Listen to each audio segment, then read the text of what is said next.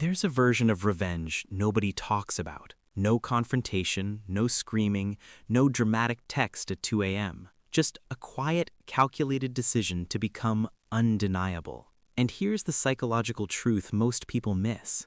Silent revenge was never about the other person. It was about reclaiming the version of yourself their actions made you question. Think about a moment someone dismissed you. Maybe a person who left without explanation. Maybe a manager who skipped your promotion and didn't think you noticed.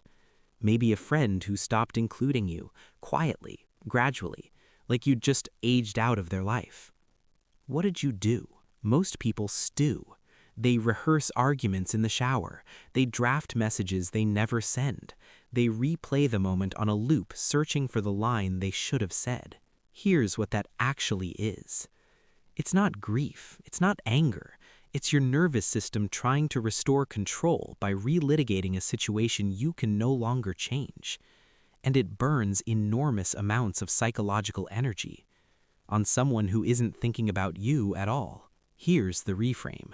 The moment you make silent revenge about them, you've already lost. You don't have a revenge problem, you have a narrative problem. When someone wrongs you, your brain automatically casts them as the central character in the story of what happened. You become a supporting role in your own life. Real silent revenge is the act of rewriting that story so completely that the original wound becomes irrelevant. Not because you forgave them, not because it didn't hurt, but because you became too busy becoming someone they couldn't predict to waste time remembering them clearly. Now, here's where it gets strange. Social psychologist Roy Baumeister studied something he called the victim narrative, the psychological tendency to view painful events as larger, more intentional, and more central to our identity than they actually were. The person who hurt you has almost certainly moved on and simplified the story. You've been holding on to a detailed, emotionally vivid version that no one else is reading. The act of obsessing is not loyalty to the pain, it's an accidental gift to the person who caused it. There's another concept worth understanding: ego depletion. The idea that self-control, focus, and directed effort all draw from the same limited mental reservoir. Every hour you spend mentally replaying what someone did to you is an hour of that same energy that could have been pointed at something that changes your actual life. Silent revenge works not because it's strategic, it works because it redirects that depleted energy into something generative. Your brain can't hold contempt and growth at the same time with equal intensity. You have to choose which one gets the resources.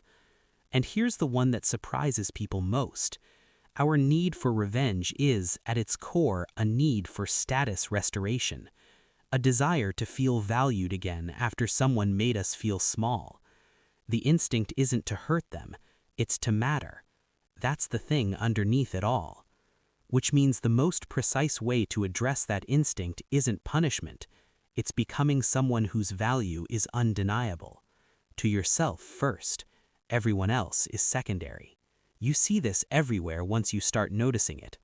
The person who gets passed over for the promotion spends 6 months stewing, versus the one who quietly identifies the gap in their skill set, fills it, and is unrecognizable a year later.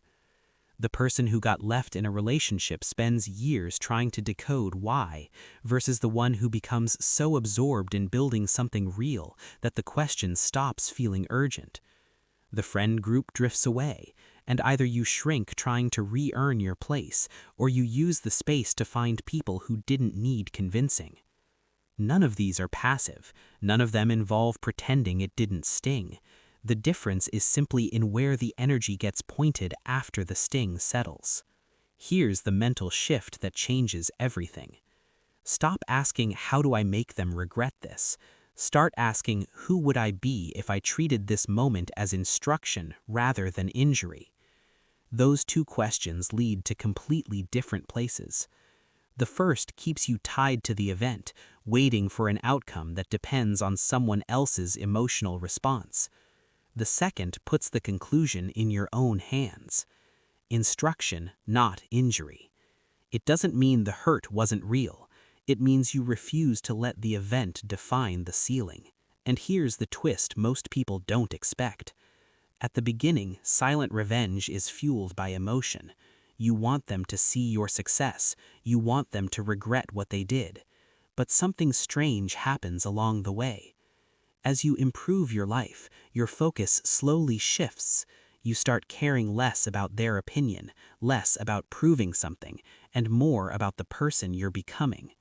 The goal that once felt like revenge slowly becomes self-respect, and the person you wanted to prove wrong stops mattering. Most people think revenge is loud, arguments, public victories, proving people wrong in front of everyone. But the most powerful kind of revenge is almost invisible.